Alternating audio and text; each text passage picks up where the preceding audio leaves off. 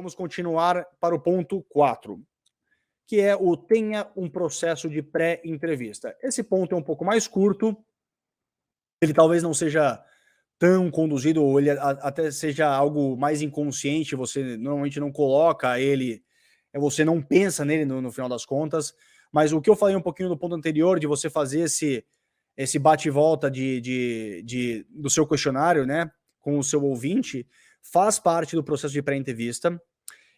Outra coisa que faz parte do processo pré-entrevista é você realmente dizer onde vai ser a entrevista, se vai ser presencial, se vai ser online, quando vai sair o episódio, em quais plataformas vai sair o episódio, como vai ser a promoção do episódio.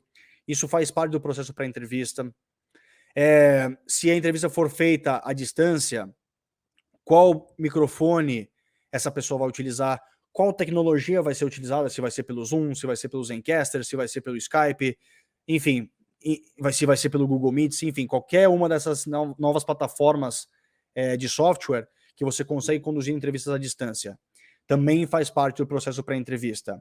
Outra coisa que faz parte do processo pré-entrevista é, se ele tiver alguma dúvida, sempre deixe aberto, sempre esteja aberto e diga a ele, tem alguma dúvida sobre isso? Tem alguma dúvida sobre o processo? Tá tudo bem para você? Quer começar de uma outra maneira? Precisa de uma água? Então tudo isso faz parte do processo de pré-entrevista.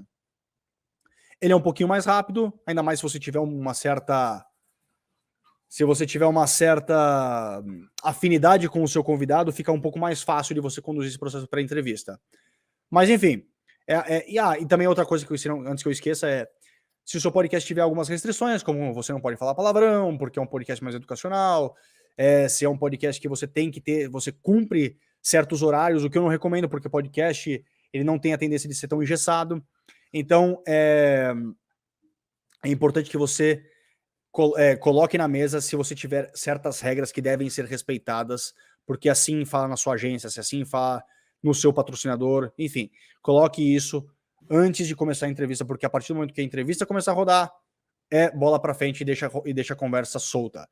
Então, talvez esse seja um dos últimos, eu vou olhar aqui, né, eu tenho meus pontos ordenados, mas talvez esse seja o último ponto, última dica na produção do podcast. A partir de agora vai ser tudo dentro da entrevista, tudo dentro da condução. Mas eu posso estar errado, vou olhar aqui na minha lista, então segue comigo. Esse foi o ponto 4, partimos para o ponto número 5. Talvez a principal durante a conversa, que é mantenha a conversa avançando, mantenha o fluxo da conversa avançando. Que no caso das entrevistas, basicamente, faça perguntas claras, faça as perguntas concisas e diretas, não tente se embaralhar. Se você tiver um papel, né, um guia do seu lado, se você estiver olhando para o seu computador, não tenha vergonha se você precisar ler as perguntas, não tenha vergonha disso. É melhor que você leia a pergunta do que você fale algo, se embaralhe porque você está tentando memorizar aquela pergunta e acabe fazendo uma pergunta que não tem nenhum sentido, ou que mude o sentido da resposta.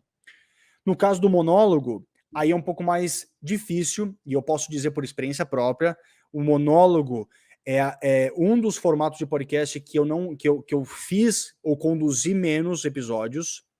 Então, ainda é um desafio para mim, eu ainda estou melhorando nesse aspecto, porém algo que eu pude já melhorar e que através de vários testes eu estou conseguindo fazer é tentar manter um fluxo de conversa. Então é muito importante a organização, a estruturação da sua pauta para que justamente você não se embaralhe na hora de comunicar a ideia. É importante que você faça pausas, porque, né, você não é uma máquina, você não pode respirar, e isso também ajuda na experiência do seu ouvinte.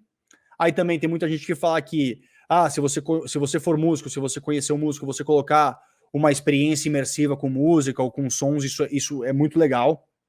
Mas a questão do monólogo, você tem que encontrar um ritmo que você se sinta confortável, já que é um pouco mais complicado conversar sozinho.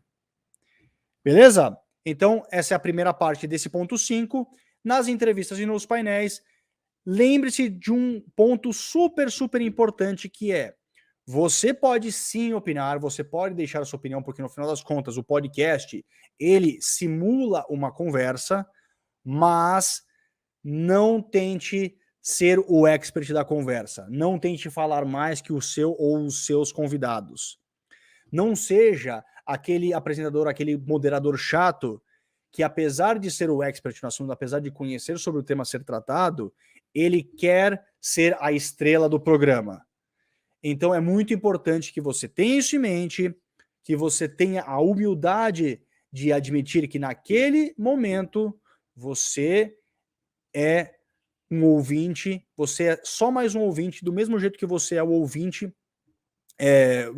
Você é igual o ouvinte que vai escutar o seu programa na hora que ele for lançado. A única diferença é que você está conduzindo, você está conversando com essa pessoa. Então, você pode sim dar sua opinião, mas você tem que deixar o seu convidado falar mais do que você. É muito importante isso.